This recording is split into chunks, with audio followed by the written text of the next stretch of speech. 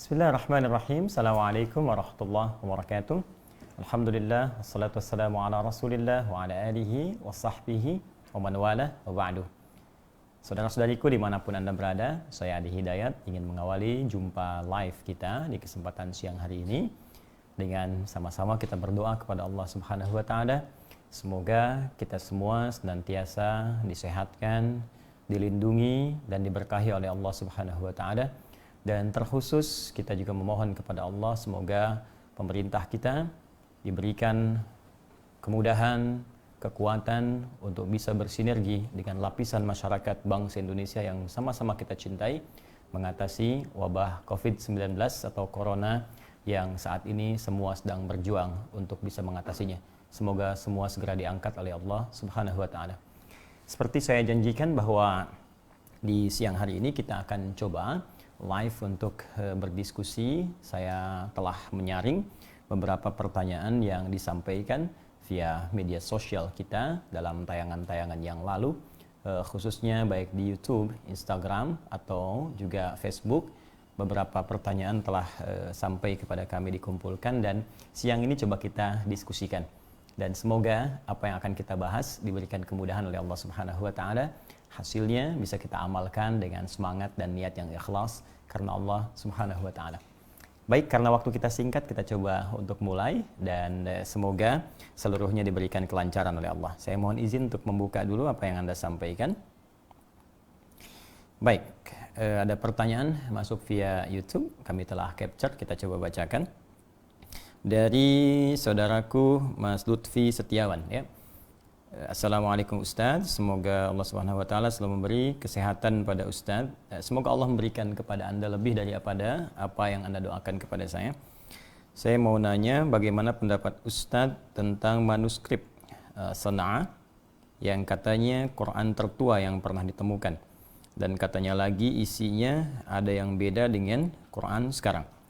Semoga Ustaz sudi membaca dan menjawab pertanyaan saya ini supaya saya lekas tercerahkan. Terima kasih Ustaz. Wassalamualaikum warahmatullahi wabarakatuh.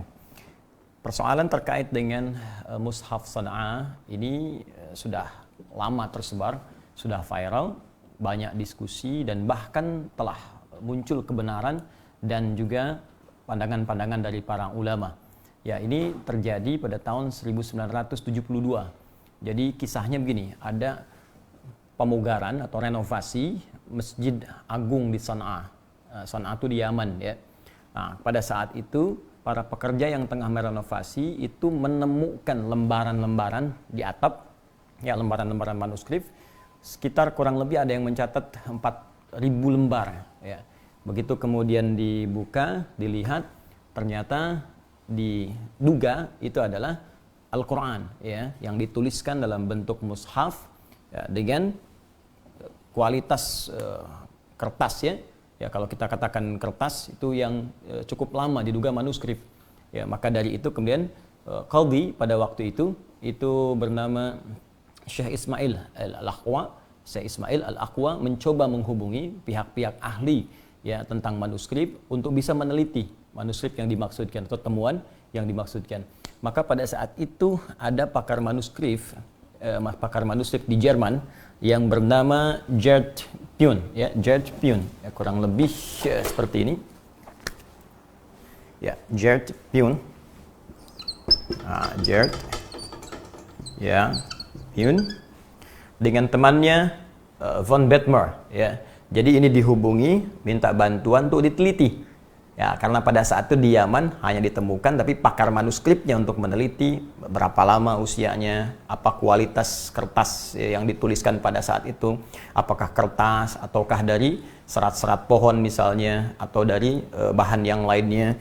Maka dimintakan kepada ahli manuskrip ini untuk bisa diteliti. Dan tentunya dengan mengumpulkan juga ulama-ulama lokal untuk bisa bersama-sama bersinergi mengerjakan proyek yang dimaksudkan. Nah, dan kesimpulannya sangat menarik. Ketika itu diteliti, kemudian diurutkan satu persatu dan tidak ada persoalan. Kemudian saat proses itu berlangsung tidak ada masalah. Nah, ini yang jadi hal yang sangat menarik.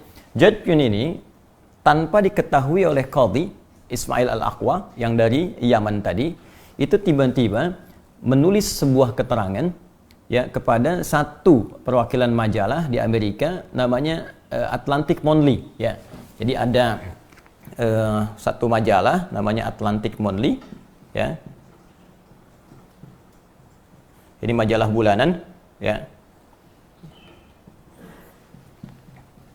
Nah, disampaikan di situ bahwa manuskrip yang sedang diteliti itu ternyata berisi Al-Quran dan berbeda ya, dengan urutan-urutan atau mushaf yang sudah ada selama ini yang hadir di kalangan umat Islam. Ini berita muncul di tahun 1999, jadi 1999 dari kejadian 1972 yang ditemukan tadi.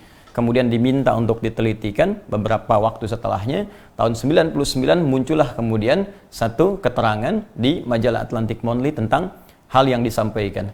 Nah, ketika itu menyebar dan ditemukan kemudian bacaan itu oleh seorang pemikir muslim, maka dikonsultasikan kepada qadhi tadi, ya Ismail Al-Aqwa tentang kejadian ini, maka disuratilah kemudian, diminta klarifikasi. Ya, bahkan diminta untuk menjelaskan kepada Godwin dan kawannya tadi apakah benar yang Anda sampaikan di majalah ini. Ternyata yang paling menarik, beliau sampaikan, Godwin ini dan kawannya memberikan klarifikasi tertulis.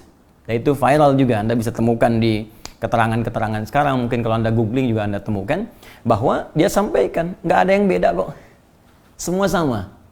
Ya, hanya memang, nah ini yang paling menarik, ada satu khas ya, yang nampak pada mushaf yang diteliti itu yang menunjukkan bahwa urutan di mushaf itu diduga kuat adalah urutan yang dituliskan di awal-awal masa abad pertama Hijrah ya, yang urutannya kemungkinan mengikuti kepada urutan-urutan seperti sebagian sahabat menuliskan ayat sesuai dengan turunnya asbabun nuzul. Jadi ada beberapa sahabat yang menuliskan ayat, begitu turun, tuliskan, begitu turun, tuliskan, begitu turun, tuliskan. Ini di awal-awal fase masa ayat-ayat turun kepada Nabi Sallallahu Alaihi Wasallam. Sehingga ketika semua dikumpulkan, urutannya tidak seperti yang kita temukan sekarang dari Al-Fatihah sampai dengan An-Nas. Ya, surah nomor 1 sampai surah ke 114. Ini memang biasa saja karena di fase-fase awal Islam, ayat-ayat turun, sahabat mengumpulkan. Ya, Nabi meminta kemudian kepada beberapa kalangan sahabat tertentu untuk menuliskan, ada yang di pelepah-pelepah kurma, ya, ada yang kemudian di tulang-tulang kering dan sebagainya dikumpulkan.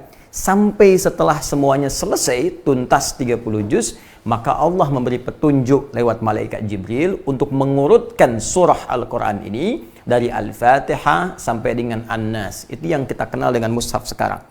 Ya, maka diurutkan keseluruhannya, rapi tersusun, sampai kemudian di masa sahabat Abu Bakar As-Siddiq, atas usulan beberapa sahabat, dikumpulkan kemudian, ya itu semua. Lalu di zaman Umar bin Khattab, ya disatukan itu menjadi bagian dari mushaf. Di zaman Uthman diperbanyak, dan disebarkan sampai sekarang, sampai disebut dengan mushaf Uthmani. Jadi kalau nanti ada ditemukan misalnya seperti kasus seperti ini, ada mushaf kok dari surah Asy-Syu'ara, surah ke-26 langsung lompat ke surah 37. Nah, itu bukan urutan yang sekarang kita temukan lantas disebut beda, tidak. Karena semua Qur'annya sama, dari Al-Fatihah sampai An-Nas semuanya sama. Hanya boleh jadi yang ini diduga lembaran-lembaran yang dulu belum sempat kemudian dimusnahkan ya setelah munculnya pengurutan ini dari surah pertama sampai surah ke-114. Jadi ini mushafnya mushaf asli sama persis dengan yang sekarang, hanya diduga ini adalah salah satu di antara mushaf yang ditemukan terurut dengan mushaf asbabun nuzul. Jadi begitu turun, tuliskan, begitu turun, tuliskan, begitu turun, tuliskan. Dan ini tidak ada masalah di sini.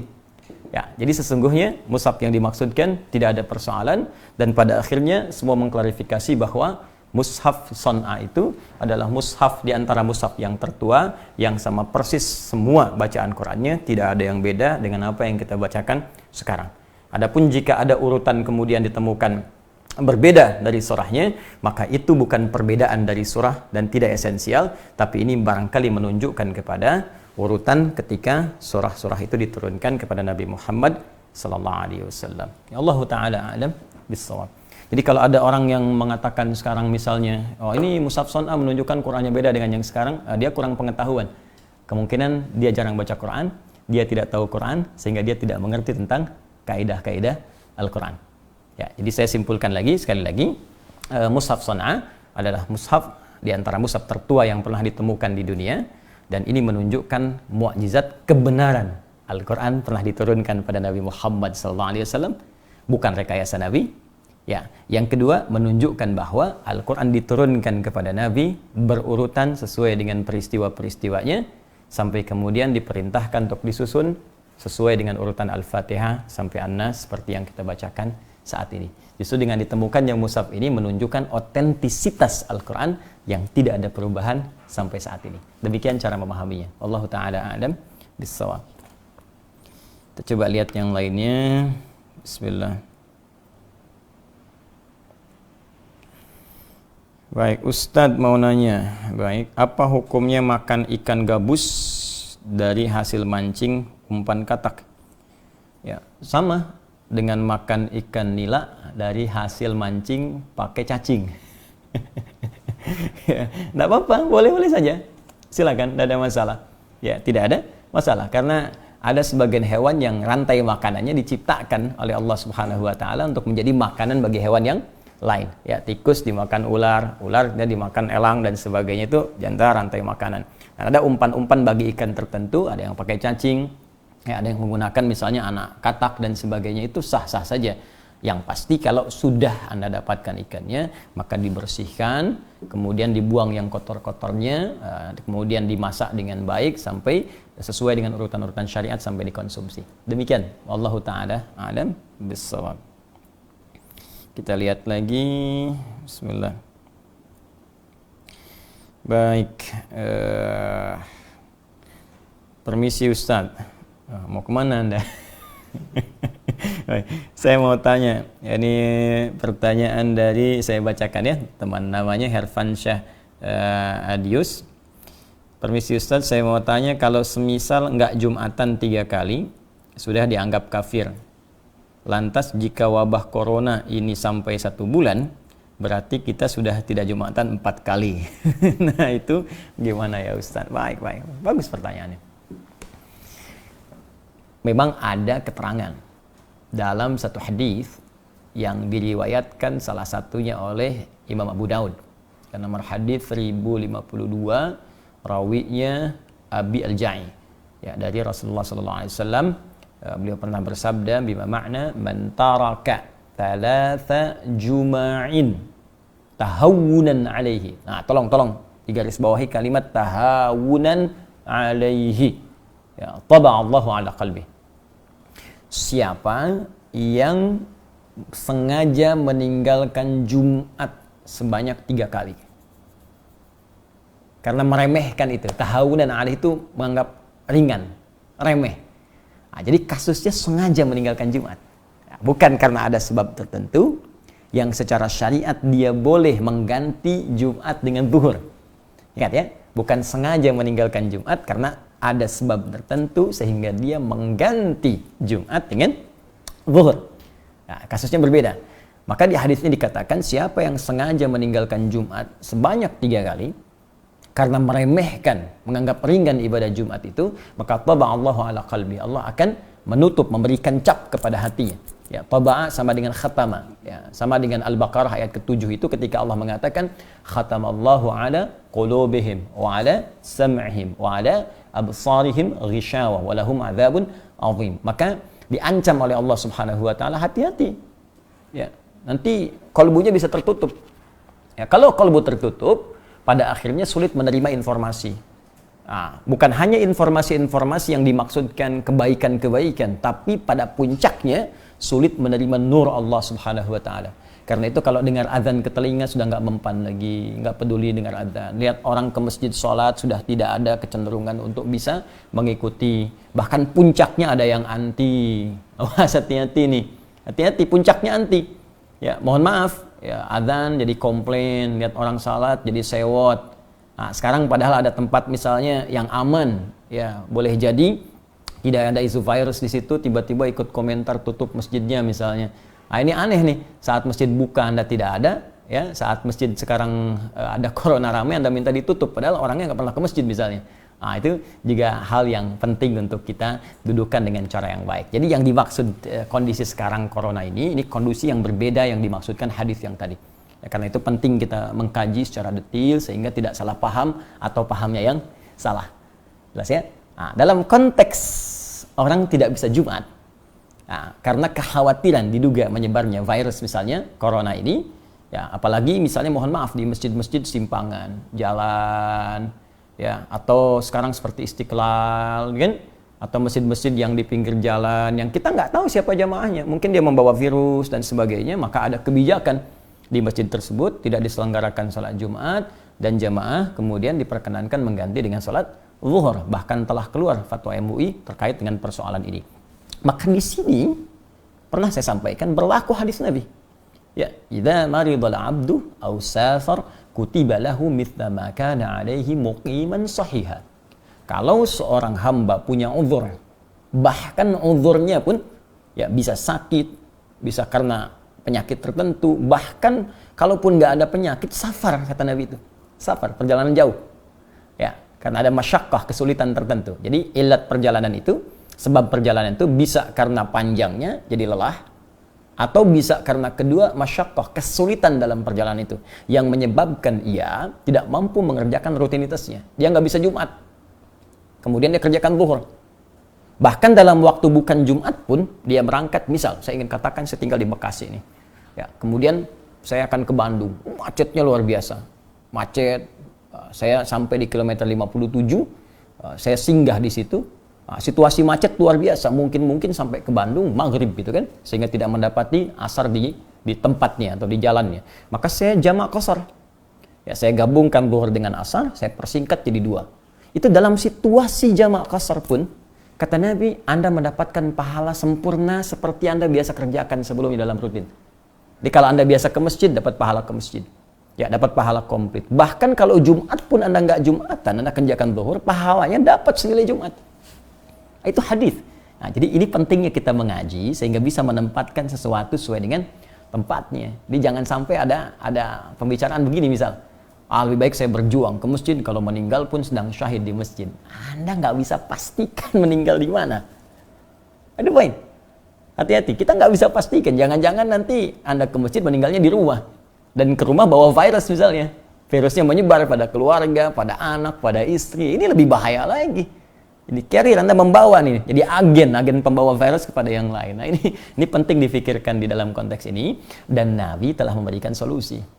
Ya, Nabi telah memberikan solusi tentang persoalan yang dimaksudkan. Wallahu ta'ala a'lam bis-shawab. Baik, bismillah. Kita lihat lagi, ada pertanyaan lagi yang lain. Nah, dia. Assalamualaikum warahmatullahi wabarakatuh. Assalamualaikum. Pertanyaan dari Mas Panji Adi Pranata. Ustadz, di tempat saya bekerja tidak diberlakukan work from home. Jadi kerja dari rumah. Jadi masih masuk kerja setiap hari. Dan saya selalu sholat berjamaah di masjid. Apalagi lokasi masjidnya ada di seberang kantor. Karena saya berpikiran, saya malu sama Allah ketika kita bisa pergi untuk bekerja mengejar duniawi, tetapi untuk pergi ke masjid nggak bisa. Padahal dari segi resiko sama.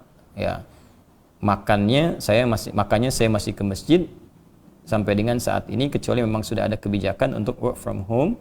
Mohon tanggapan Ustaz. Terima kasih. Waalaikumsalam. Assalamualaikum warahmatullahi wabarakatuh. Waalaikumsalam warahmatullahi wabarakatuh. Pertanyaan Anda sangat baik.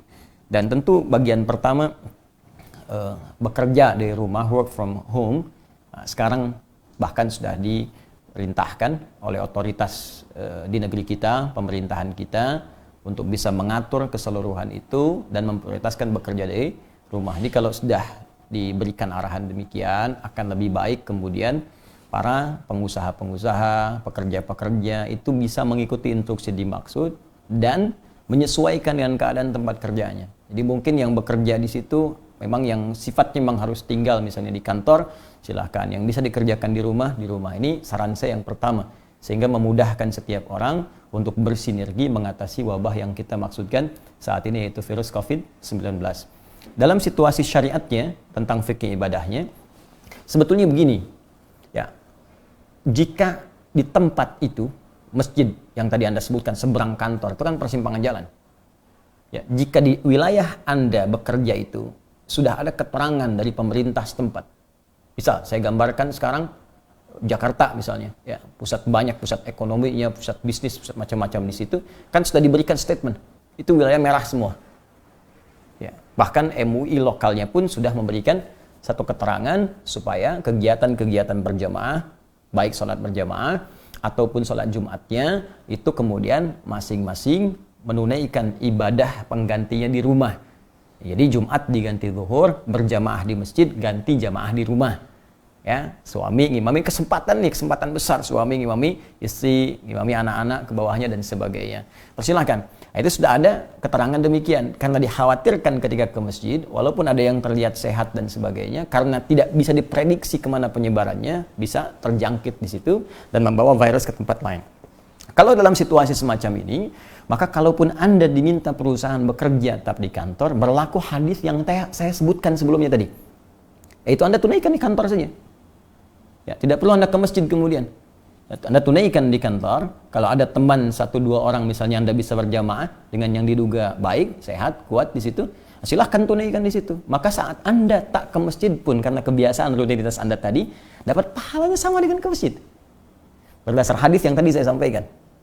Ya, tapi kalau Anda paksakan ke masjid tadi misalnya, dengan pengetahuan yang tadi Anda sampaikan, Anda malu kepada Allah. Sekarang kenapa kita nggak malu mengikuti ya perintah Allah ya, yang melarang kita melalui Rasulnya untuk hadir di tempat yang di situ ada wabah atau kemungkinan terinfeksi sehingga atau terjangkiti sehingga membawa ke teman-teman yang lain dan menyebarkannya tanpa disadari. Nah, maka tunaikan sholatnya di kantor, di ruangan Anda, itu sama nilainya dengan Anda ke masjid. Ya, berbeda kasus kalau di tempat itu seperti fatwa MUI mengatakan yang di 3 poin B itu, ya, kalau di tempat Anda diduga minimal bahkan tidak ada sama sekali, kan? Maka silahkan hidupkan masjidnya. Dan kalau Anda baca di fatwa itu tidak ada kalimat menutup masjid. Ya, tidak ada kalimat menutup masjid. Jadi bukan penutupan masjid. Ya, tapi membatasi kegiatan yang sifatnya berjamaah di tempat-tempat yang tertentu diduga menyebarnya virus. Jadi kalau tempatnya aman, Anda tinggal di wilayah komplek, kompleknya terisolasi, hanya Anda saja di situ dengan beberapa teman yang lain, warga komplek, diduga tidak ada yang suspek dan sebagainya, silahkan ke masjid hidupkan. Kalau perlu Anda lock dulu. Ya, lockdown lokal. Di lock yang luar-luar, jangan masuk ke komplek Anda. Anda di situ silahkan kumpul dan hidupkan masjidnya. Hidupkan. Kalau kasusnya warga khawatir nih, saya misalnya nggak tahu siapa yang terkena, ya jangan ke masjid, selesai. Ya, sudah, Anda yang khawatir nggak usah ke masjid, Anda di rumah. Iya, tapi dalam situasi yang Anda merasa aman, silahkan Anda hidupkan. Kan sederhana sekali persoalannya. Ya, persoalannya sangat sederhana. Wallahu ta'ala a'lam bissawab. Baik.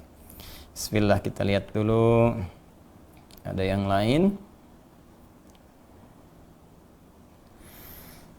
Assalamualaikum Ustaz Adi. Waalaikumsalam warahmatullahi wabarakatuh.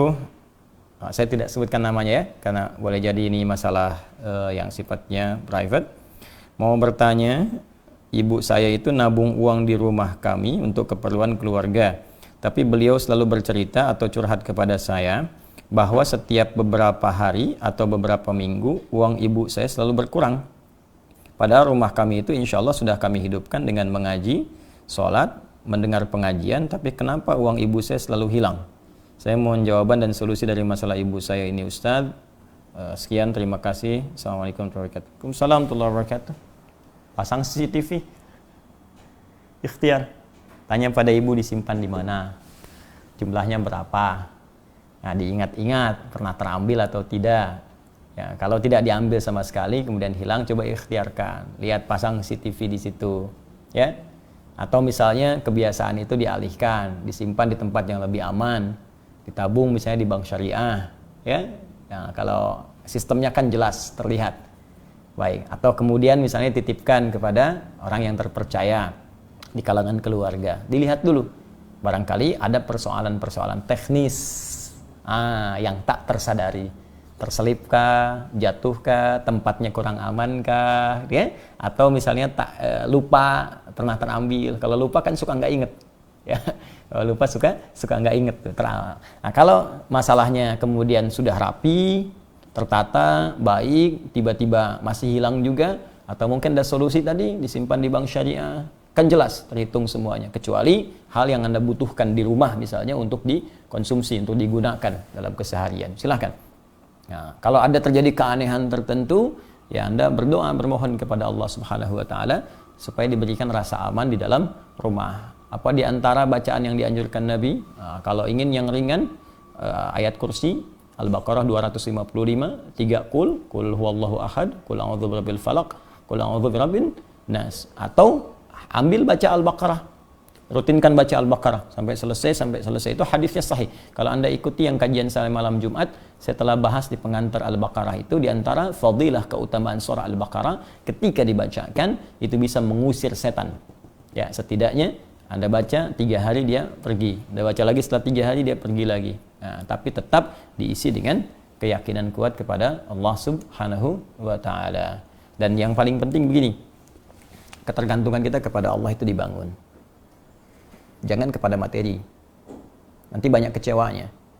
Ya, mudah bagi Allah kemudian menjadikan materi kita ini hilang, baik sebagian atau sebagian kecil, sebagian besarnya. Ada satu kalimat yang bagus dari Syekh Mutawalli Asy-Sya'rawi. Ya. Kata beliau, jika Anda merasakan kehilangan apa yang Anda rasa miliki tak terduga, maka yakinlah Allah akan mengganti yang hilang itu dengan yang lebih baik yang tidak Anda bayangkan sebelumnya. Gitu. Ya, kadang-kadang kita mau hijrah, terus hilang sesuatu dari kita. Kita merasa ini sudah kerja keras hilang. Nah, kata beliau, kesimpulan jangan ke situ. Boleh jadi hikmahnya Allah akan datangkan yang lebih besar dari yang tidak kita sangka saat ini. Ya, seperti situasi sekarang nih. Banyak dunia ekonomi terpukul, dunia bisnis banyak yang turun juga. Ya bukan slow lagi tapi sudah down beberapa bagian tertentu. Banyak yang turun, omset hilang dan sebagainya. Nah, ini ujian untuk menguji ini selama ini kita bersyukur enggak?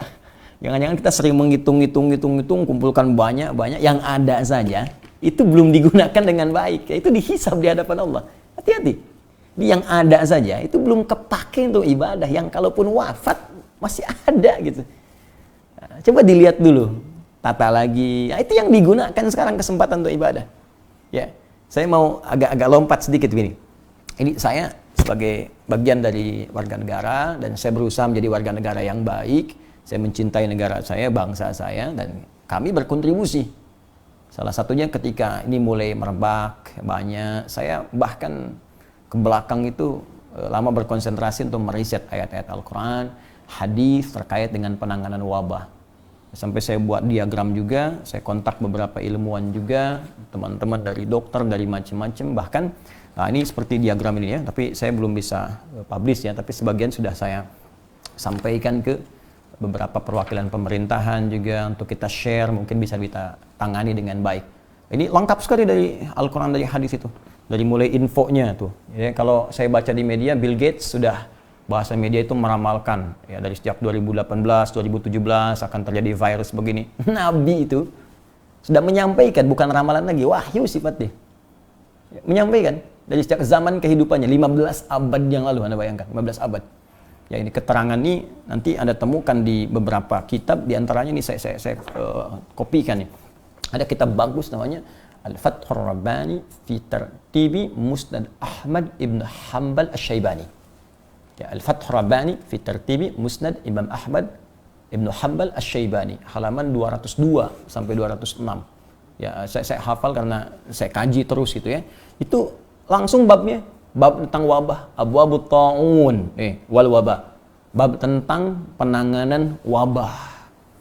Nah, itu disebutkan dalam riwayat hadis ini komplit sekali beberapa riwayatnya, bahwa Nabi pernah menyampaikan pada para sahabat, bahkan diinfokan oleh malaikat Jibril alaihissalam. Ini saya bacakan salah satunya di halaman 204. Ya, hadisnya dari Abi Usaid ya radhiyallahu taala anhu, qala Rasulullah sallallahu alaihi wasallam, atani Jibril alaihi salam bil humma wat ta'un, ya, fa amsakatil humma bil Madinah wa arsalatit ta'un ila Syam. Ya. Fat ta'unu syahadatun li ummati wa rahmatun lahum wa rijsun. Ya, rijsun 'alal kafirin. Baik, ini paling menarik sekali. Jadi kata Nabi, Jibril itu memberikan info akan nanti satu masa akan tiba demam, ya, yang melanda satu kawasan, kemudian wabah yang melanda juga kawasan yang lain, yang paling menarik akan memakan banyak korban dari kalangan umatmu ya Muhammad SAW. Maka yang ini diinfokan, nanti demam itu akan terjadi di Madinah, kemudian wabahnya terjadi di Syam, ya, sepeninggal Nabi itu. Syam itu sekarang 4 negara. Jadi ada Jordania, ada Lebanon, ada Palestina, ada Syria. 4 negara ini. Persis 8 tahun setelah Nabi wafat, jadi Nabi kan 10 tahun di Madinah ya. Di tahun 10 Hijrah, beliau kemudian meninggal dunia. Dalam 18 Hijrah, itu terjadi betul wabahnya di Syam, di Awamis namanya. Jadi kalau Anda googling, ya Anda cari misalnya googling, ya tulis pakai bahasa Arab Awamis begini. Awamis. Ini satu distrik di Palestina yang dikooptasi Zionis sekarang. Nih, Awamis. Kisahnya viral. Viral sekali. Di kitab hadis, kitab sejarah ada semuanya. Jadi kejadian wabah menyebar pada saat itu. Nah, saat menyebar ini, maka para sahabat berkoordinasi semua. Ini zamannya Umar bin Khattab radhiyallahu taala anhu. Ini zamannya Umar bin Khattab. Jadi Umar itu rapat dengan sahabat Abdurrahman bin Auf, ya, Ubaidah al-Jarrah, ada Mu'adz bin Jabal, minta pendapat semuanya. Ya. Apa yang paling menarik? Semua hadis Nabi itu disampaikan lagi. Yang punya hadis Abdurrahman bin Auf apa ini? Ini apa? Ini apa? Ini ada semua. Dan yang paling dahsyat, teman-teman sekalian, itu saya analisis, itu ditemukan sebab wabahnya apa? Di Al-Quran ada, hadisnya ada. Dari mulai masalah salah pergaulan, ya, fahisyah. Jadi kalau banyak zina, banyak ini, banyak homoseksual, banyak macam-macam, itu akan ada wabah. Walaupun mungkin bukan berarti corona. Ya, tapi banyak yang lainnya. Nanti salah makan, salah konsumsi ada. Ya, makanan yang harusnya nggak dimakan, tempat-tempat yang kotor. Bahkan di Abu Daud, di Muslim itu jelas disebutkan. Ada kelelawar misalnya, kemudian ada lagi makanan daging-daging yang diharamkan, yang bertaring, ya, binatang buas, yang macam-macam ya jenisnya. Ada disebutkan, ini saya turunkan bahkan ke ayatnya, ke hadisnya, ke macam-macam. Ada yang persoalan politis, sampai ke persoalan politis ada. Ya, tapi itu hal skala besar lah, yang mungkin tidak juga tuntas kita bahas. Yang paling menarik penanganan. Jadi penanganan itu ada aspek teknis, ya. Saya lihat nih ada keterbukaan informasi, kejelasan instruksi, sampai ke medis. Ya, ke teknisnya itu hadis yang sering banyak dikutip sekarang ini. Idza waqa'a bi ardin, kalau nanti terjadi wabahnya di satu tempat, kata Nabi, fala tadkhulu ilaiha wa la takhruju minha. Orang luar jangan masuk ke situ, yang di situ jangan keluar dari situ. Udah. Sekarang kan kita ketahui. Ya. Ya, apa yang disebut karantina wilayah itu? Bahasa kerennya sekarang lockdown, ya. Tapi kan lockdown yang dimaksudkan tuh ada parsial sebagian wilayahnya, karena Syam itu kan provinsi. Ingat. Sekarang jadi negara, 4 itu dulu provinsi. Ibu kotanya di Madinah. Ini yang ditutup itu ya itunya saja, Syamnya saja, Madinah jalan, yang lain jalan bebas gitu. Kalau kasus Cina sekarang Wuhannya ditutup, di lockdown, yang lainnya bebas sepanjang belum menyebar ke tempat yang lain. Tapi yang paling dahsyat tuh begini. Yang paling dahsyat ini saya buatkan bagan juga di sini, teman-teman sekalian. Jadi ada kalimat-kalimat Nabi yang sangat luar biasa, yang memberikan imun, daya kekuatan, daya tahan yang sangat hebat. Khususnya kalau kita ingin mengamalkan itu semua. Jadi saat Nabi mengucapkan itu rapat di beberapa kalangan. Ada terjadi perbedaan pendapat. Ya seperti kita sekarang lah. Ada yang pengen tetap di masjid, ada yang pengen tetap beraktivitas, ya. Nah, ada dari sahabat Amr bin As radhiyallahu taala anhu, ini di halaman 205-nya. Ya, saya temukan. Ya ketika terjadi dialog ini, nah, qala Amr bin As, ketika terjadi wabah ini, Amr bin As gubernur pada saat itu ingat beliau sabda Nabi tadi disampaikan oleh Abdurrahman bin Auf, itu terjadi diskusi sampai Amr bin As itu berpendapat begini, ya. Qala Amr bin As radhiyallahu taala anhu annahu rijsun fatafarraqu anhu, ya, fatafarraqu anhu. Bahkan di riwayat lain disebutkan fatafarraqu anhu fi hadhihi syu'ab wa fi hadhihi al-awdiyah. Nah, kata Amr bin As, ini virus ini, ya, ini wabah ini, kata beliau, wabah ini nyerangnya ini cepat sekali. Bahkan di riwayat yang lain seperti api yang menyambar-nyambar. Bagaimana cara mengatasi itu? Kata beliau, terapkan apa yang sekarang disebut social distancing. Jaga jarak. Ayo menyebar, kata beliau, menyebar. Ya, tasya'abu. Jadi kelompok ini tinggal di sini saja. Kalau sekarang bahasanya di rumah-rumah lah. Diam di rumah. Nih, ya, izinkan kami yang live, Anda tetap di rumah. Anda di rumah saja, tinggal Anda di situ. Kata Amr bin As, Anda pisahkan. Bahkan ada yang dipisah oleh beliau. Kamu ke lembah ini, sehingga virusnya bisa ketahuan. Ya, yang terjangkiti tahu, bisa diidentifikasi, yang tidak sehat dan sebagainya. Nah, hanya kan pada waktu itu vaksin belum ditemukan, sehingga yang terjadi herd immunity. Jadi kekebalan tubuh yang muncul dengan sendirinya akibat virus itu dilawan oleh antibodi kita. Tapi itu butuh waktu. Ya, kalau pendekatan corona sekarang yang 14 hari itu, ya selama belum ditemukan vaksin, maka diserahkan kepada tubuh kita masing-masing untuk melawan. Bagaimana bisa melawan itu kalau kita sanggup mengatasi 14 hari hilang, bahkan imun bertambah, jadi lebih kuat ya setelah itu. Nah, korbannya banyak pada masa itu. Ya, ada sekitar ada yang menyebut 20.000, ada 25.000, tapi karena social distancing diterapkan ketat sekali. Ya, tapi supply diberikan, makanan dikasih, terus dikasih info, penyebarannya akhirnya apa? Terhenti wabah itu. Tapi disiplin, nah, jangan keluar. Di tempat yang aman silahkan ibadah, tapi jangan keluar, diam di sini, menyebar semuanya, semua disiplin sekali. Nah, tapi ada hal yang belum selesai. Bagi Anda yang tidak kena atau belum terjangkiti atau alhamdulillah sampai saat ini kita merasa sehat dan baik, kita waspada. Ya, dengan baik, jaga kesehatan. Tapi kan ada di antara dua golongan yang mereka sedang berjuang. Satu, yang terkena virusnya bahkan positif. Dan kita berusaha hadir bersama mereka, minimal kita doakan. Allah sehatkan, Allah angkat penyakitnya, kemudian juga yang paling kita bisa lakukan, kita bersinergi. Ya, kita bersinergi, berikan mereka kekuatan. Saya bahkan mengusulkan ke beberapa pemerintah di daerah, ayo kami dilibatkan, para ustadz ini. Kalau perlu, rekam video kami.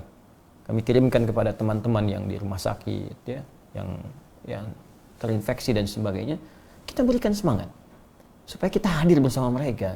Ini saatnya kita bersatu. Bukan saling nyalahkan, saling ini. Apa yang Anda kerjakan? Anda ini negarawan sejati atau ingin bikin ulah di negeri sendiri? Jangan-jangan Anda cuma numpang hidup di Indonesia untuk mengakibatkan kekacauan. Kita cintai bangsa kita, cintai saudara kita. Saat ini kita sedang melampaui batas-batas semua sekat. Kita sekarang hadir untuk bersatu mengatasi semua hal yang sedang kita hadapi saat ini. Maka apa motivasi dari Nabi Sallallahu Alaihi Wasallam? Ini hadisnya ada juga di sini dan saya sertakan juga. Ini lengkap ini. Ini saya tidak main-main. Apa yang saya tuliskan di sini, kemudian yang saya buat diagram ini sudah dipraktekkan di hampir semua negara yang terjangkiti. Saya terima dokumen juga 20 halaman, 20 lembar tentang bagaimana di Italia, bagaimana di Inggris, bagaimana Korea bisa menekan sampai sekarang, bagaimana Vietnam yang zero tingkat kematiannya, bagaimana Singapura juga dan sebagainya. Ya. Bahkan saya terima juga panduan dari Cina seperti saya pelajari, saya amati dan semua tidak keluar dari petunjuk Nabi sallallahu alaihi wasallam. Nah, pada dua golongan tadi yang sekarang tengah diuji, baik yang positif, ODP atau PDP yang sungguhnya belum tentu terkena itu, perhatikan hadis Nabi sallallahu alaihi wasallam berikut ini dari Sayyidah Aisyah radhiyallahu taala anhu. Nah, saya bacakan hadisnya teman-teman sekalian. Di sini ada di halaman 204. Ya, saya sudah menghafal hadisnya riwayat Al-Bukhari, cuma kadang-kadang kan ada yang bertanya itu referensinya mana, maka saya bawakan. Ini bisa kita bacakan. An Aisyah radhiyallahu taala anha, dari Ummul Mukminin Sayyidah Aisyah, semoga Allah menyayangi beliau dan kita mencintai sebagai ibunda kita orang beriman, annaha akhbarathu annaha sa'alat Nabiy sallallahu alaihi wasallam, bahwa mengabari Sayyidah Aisyah itu kepada Yahya bin Ya'mur bahwa beliau pernah bertanya kepada Nabi sallallahu alaihi wasallam anit ta'un, tentang wabah. Bagaimana kalau terjadi situasi wabah? Fa akhbaraha an-nabiy sallallahu alaihi wasallam, maka beliau menyampaikan, Nabi sallallahu alaihi wasallam, annahu kana 'adzaban yab'athuhu Allah 'ala man yasha', bahwa ini pernah diturunkan oleh Allah pada umat sebelum Nabi Muhammad sebagai hukuman karena menantang wabah. Jadi dulu pernah ada umat yang menantang kepada Allah, turunkan wabah. Maka Allah turunkan di zaman dulu, ya, sebelum zaman Nabi Sallallahu Alaihi Wasallam. Itu ada juga redaksi untuk wabah itu ada 3, ya. Ada wabah, ada ta'un, ada rijsun. Ya, itu kita temukan misal di Al-Baqarah ayat ke 58, 59. Ya, 58, 59. Ya, paling kanan sebelah atas di pojok itu. Ya, wa idz qulna dkhulu hadhil qaryata ya faqulu minha haythu syi'tum raghadan wa dkhulul baba sujada. Ya waqulu hittatun naghfir lakum khatayakum wa sanazidul muhsinin. Fabaddala alladhina ghayra alladhi qila lahum, ya, fa anzalna minas sama'i rijsa. Ya, maka kata Allah, kami perintahkan pada golongan orang Bani Israel dulu yang selalu ngeyel. Dibebaskan dari Firaun, malah cari sembahan yang lain. Terus minta ini, minta itu, kirim nabi, ada yang dibunuh dan sebagainya. Ada yang disuruh oleh Allah, nih kerjakan, masuk ke sini, kami berikan rasa aman. Malah ngeyel. Dicari kalimat-kalimat untuk mengolok-olok, bahkan menantang siksaan. Maka kata Allah, kami turunkan wabah dari langit. Nah, itu pernah terjadi. Nah, itu konteks hukuman. Tapi, nah ini motivasinya. Faja'alahu Allahu azza wa jalla rahmatan lil mu'minin. Falaysa min 'abdin yaqa'u ta'unu fihi fayamkuthu fi baladihi sabiran muhtasiban ya'lamu annahu lam yusibhu illa ma kataballahu azza wa jalla lahu illa kana lahu mithla ajri syahid. Paham? Tidak. Baik, sekarang kita lihat. Tapi ada peluang, kata Nabi. Wabah itu di sisi lain bisa menjadi rahmat bagi orang beriman. Bagaimana itu menjadi rahmat? Ya, kemuliaan yang lahir dan diberikan oleh Allah Subhanahu wa taala. Falaysa min 'abdin yaqa'u ta'unu fihi. Maka rahmat itu akan datang, diberikan oleh Allah pada seorang hamba yang ketika wabah itu menimpanya. Fayamkuthu fi baladihi sabira. Ketika wabah itu menimpanya, dia bersabar dan tetap tinggal di tempatnya. Dia nggak keluar. Jadi bagi teman-teman yang dihukumi positif misalnya, jangan putus asa dulu. Dan saya katakan jangan kaitkan dengan kematian. Ingat, jangan pernah mengaitkan sebuah penyakit dengan kematian. Karena yang sehat pun bisa wafat. Karena kematian itu nggak ada korelasinya dengan penyakit. Ingat, ya, penyakit itu belum tentu menjadi penyebab kematian. Karena kematian itu sifatnya ajal. Quran surah 7 ayat 34. Fa idza jaa ajaluhum la yastakhiruna sa'atan wa la yastaqdimun. Jika tiba ajal enggak bisa maju, enggak bisa mundur. Jadi kematian itu ajal, selesai. Bisa karena penyakit, bisa karena kecelakaan, bisa karena sehat waktunya tiba selesai, sudah. Di bagi Anda yang terkena pun, kuatkan mental. Jangan hukumi, aduh saya nanti meninggal nih, saya rentan. Tidak. Anda merasa di atas 50 tahun yang terserang kemudian Anda mengatakan saya mungkin akan wafat. Tidak. Toh di bawah Anda pun yang kecil-kecil banyak yang wafat tanpa terkena harus corona. Kata Allah lewat lisan Nabi-Nya, Anda bersabar. Kemudian isi kegiatan itu dengan muhtasiban, merenungi diri, berbuat lebih baik lagi. Apa yang saya kerjakan selama ini yang kurang baik, ya isi dengan kebaikan. Ini manfaatnya besar ini sekarang ini. Anda yang di rumah-rumah bisa menghatamkan Quran, bisa menghafal Quran. Nanti saya umumkan di akhir nih.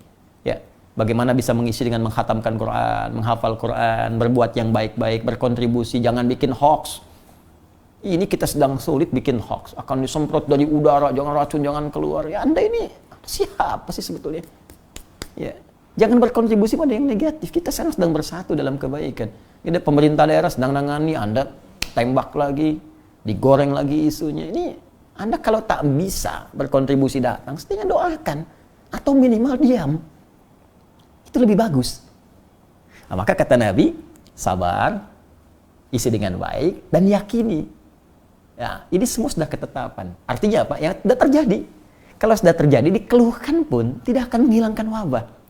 Jadi daripada Anda mengeluh tidak menjadi solusi, lebih baik kita sabar, hadapi pola makan yang sehat, yang kuat, olahraga, optimis, isi dengan banyak membuat hal-hal yang baik dalam kehidupan.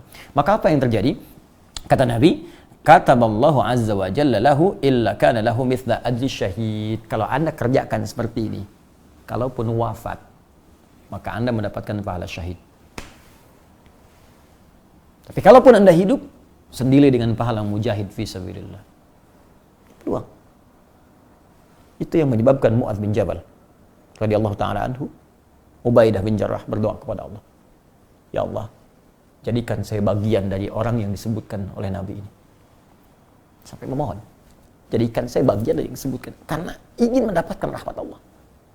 Bukankah masuk surga karena rahmat Allah? Bukankah kita di rumah tangga mengharap rahmat Allah? Sakinah, mawaddah, rahmat.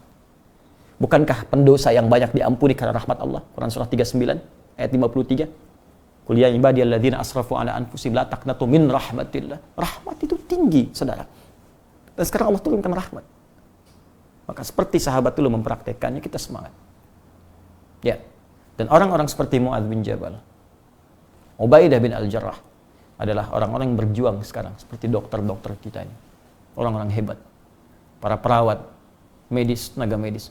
Ini orang-orang hebat di garis terdepan. Maka saya berikan berita gembira kepada Anda semuanya. Anda orang-orang terpilih.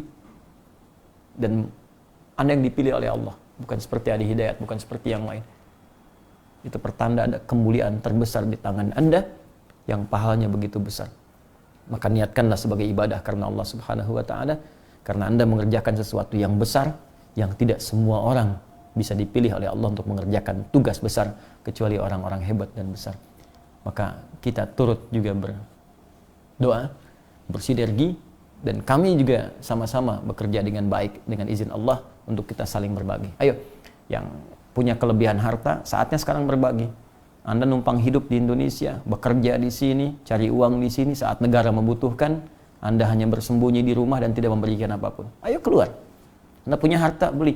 Kita juga siap-siap. Ini kami sedang meminta teman-teman semua bersinergi, cari masker, kita keluarkan, buka tabungan, kita sebarkan. Jadi teman-teman yang di masjid, di luar masjid, di mana, kita sama-sama nanti kita kumpulkan, kita sebarkan.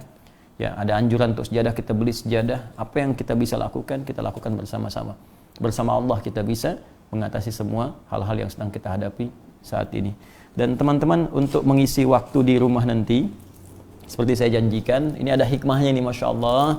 Kita dulu pengen ngadakan satu pedoman untuk menghafal Quran di bulan Ramadan, ya, 30 hari 30 juz, tapi nggak punya tempat. Sekarang tempatnya lebih luas karena semua ya terisolasi, self isolation, ada yang isolasi sendiri di rumah macam-macam, dan kesempatan luas, tidak ada alasan untuk tidak kita bisa menghafal dengan baik.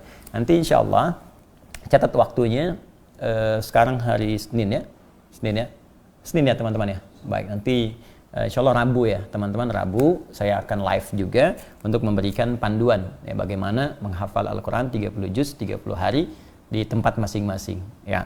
Bagi Anda yang sekiranya belum dapat nanti petunjuknya, saya akan gali di buku ini. Ini buku yang saya tulis baru, nanti ada bagian khusus di buku ini untuk bagian menghafal. Ini yang akan saya bedah ya. Anda yang belum dapat ini nanti bisa terhubung ke Akhyar Store ya, nanti silahkan temukan di situ. Nanti ada satu paket dengan yang notes ya. Anda yang sudah hafal, nanti ada materi khusus dari saya untuk menghafal Quran dengan nomor, dengan petanya. Nah, ini yang digunakan nanti buku ini. Buku ini. Ya, kita juga nanti sedang menggalang teman-teman untuk berwakaf dengan buku ini. Nanti ada rekening, Anda cek aja untuk wakaf di situ. Yang nanti insya Allah hasil dari wakaf itu kita sebarkan kembali.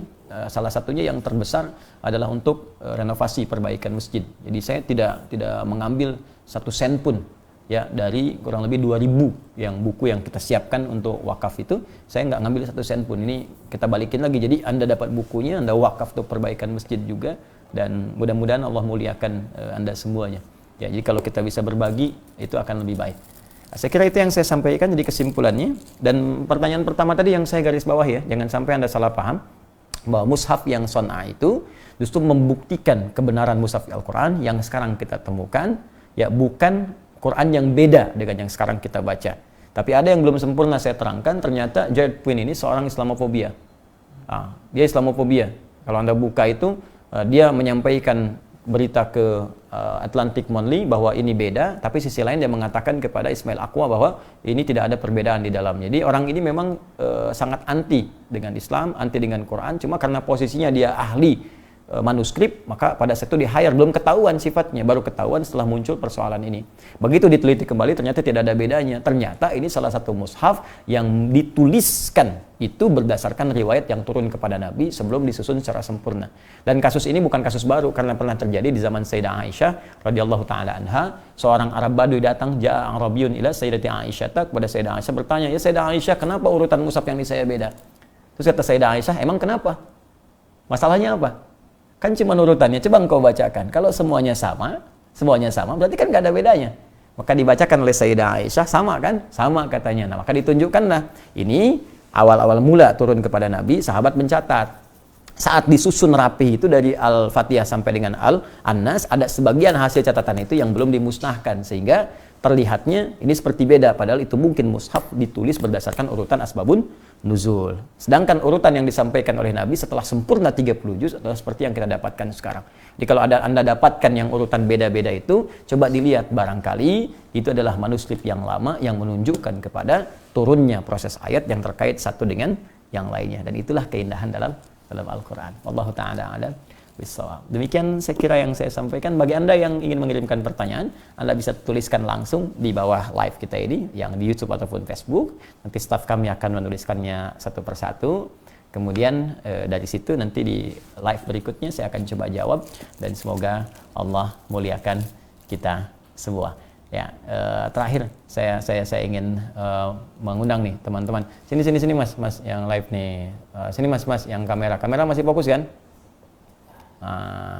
Mana kertasnya yang tadi? Nah, bawa nih. Sini Mas siapa lagi? Sini lagi. Sini semuanya. Sini semua. Teman-teman sekalian, ini ya yang ada dengan saya di sini. Ini kawan-kawan kita di sini. Kita pun live-nya dari tempat kita sendiri, dari rumah. Ini kantor karyawan kita rumahkan. Jadi dari rumah teman-teman ikuti instruksi pemerintah. Ini khusus yang teman-teman bersama saya, menemani saya. Ini bikin tulisan nih. Apa ini? Kalian di rumah saja, biar kami yang siarkan live-nya. Jadi teman-teman siarkan, saya yang mengisi, Anda tetap di rumah saja. Tolong jaga, terapkan dengan disiplin, dan semoga Allah muliakan kita semua. Sudah, kita mau tutup nih, cepat balik lagi. Oke. Baik teman-teman, semoga Allah muliakan kita semua, sayang kita semua. Allahumma taqabbal minna innaka antas samiul alim wa tub alaina innaka antat tawwabur rahim. Duhai Allah, kami mohon kepadamu, anugerahkan kepada kami segala kemuliaan yang pernah Kau anugerahkan kepada Rasulmu Nabi Muhammad sallallahu alaihi wasallam. Allahumma anugerahkan kami kemampuan untuk bisa mengamalkan apa yang selalu diperintahkan oleh Rasulmu Muhammad sallallahu alaihi wasallam. Allahumma irfa'an dal waba wal bala. Ya Allah, kami mohon angkat dan hilangkan wabah, khususnya virus corona yang sekarang tengah kami hadapi ini. Dan jadikan ya Allah, jadikan ujian yang Engkau berikan kepada kami mampu mendekatkan diri kami denganmu ya Arhamar Rahimin. Berikan kami kemampuan untuk semakin taat dalam ujian saat ini, dan berikan kami kemampuan untuk menyadari bahwa kematian begitu dekat, sehingga kami mampu menyiapkan baik ada corona ataupun tidak ada, semakin dekat dengan rahmat-Mu. Rabbana atina fid dunya hasanah وفي الآخرة حسنة وقنا عذاب النار بفضلك سبحان ربك رب العزة عما يصفون وسلام على المرسلين وآخر دعوانا سبحانك اللهم وبحمدك أشهد أن لا إله إلا أنت استغفرك وأتوب إليك والحمد لله رب العالمين ثم السلام عليكم ورحمة الله وبركاته.